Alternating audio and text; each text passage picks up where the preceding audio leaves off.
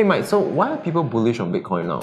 Well, if you are anyone like me, you just follow the news. And when you see famous people saying that they're bullish on Bitcoin, you just kind of follow along. Wow, okay, so you're a follower. I see, okay. So CIO of Miller Value Partners, Bill Miller, and also Spencer Bogart of Blockchain Capital says that Bitcoin is bound for higher prices levels in the future. So what do you think? Normally, I just agree. But after so many weeks of like, bullish Bitcoin news, you get a bit skeptical. Like, why are they coming out and saying that Bitcoin is bullish at this point in time when it's already turned bullish, right? Where were these people when it was at like 6.5? I mean, we have been discussing here here in the office, and we get a bit jaded by all the news. I mean, we have seen so many positive news on Bitcoin's prices, but it's not happening. There's so much consolidation happening, right? Yeah. Well, okay, they are rehashing old points such as, it's an asset that's similar to gold. That's new. Wonder where I've heard that before. Wow. And then they're like, okay, you should prepare yourself because when Bitcoin rises in price, hackers and like fraudsters will all start coming to the space also. Yeah. Once again, they're nothing new. We've already been getting ripped off for the longest time. But there is one statement that I agree with, which is Bitcoin is a tinderbox.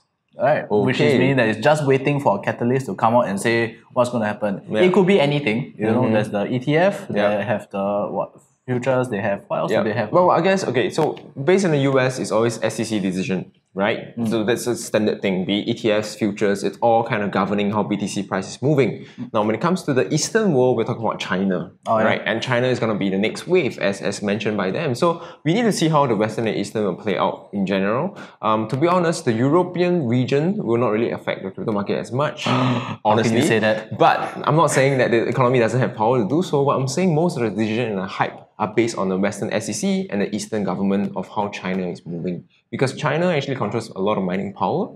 So I think they actually have a huge impact on how the cryptocurrency market is going to move. So you're talking about medium term, long term, short term? Hey, I think based on the news that we are seeing right now, people are coming in, institutions are coming in. The consolidation is actually testing the patience of investors and traders. And people who come to the crypto space are very new, right? So seeing how Bitcoin's price is consolidating make them very impatient.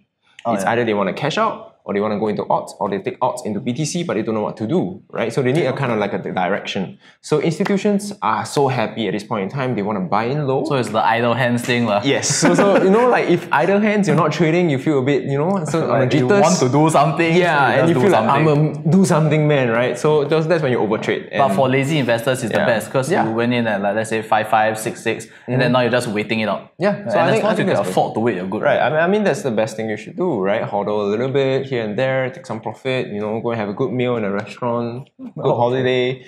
Yeah, so news are good.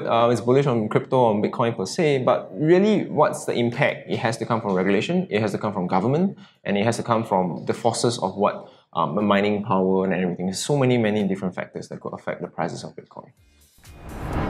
If you want to stay updated with the latest blockchain and cryptocurrency news, do catch us every Monday, Wednesday and Friday, 8 AM Eastern Standard Time or 8 PM Singapore Standard Time. Consider subscribing to our channel and don't forget to click on the notification bell. We'll see you in the next episode.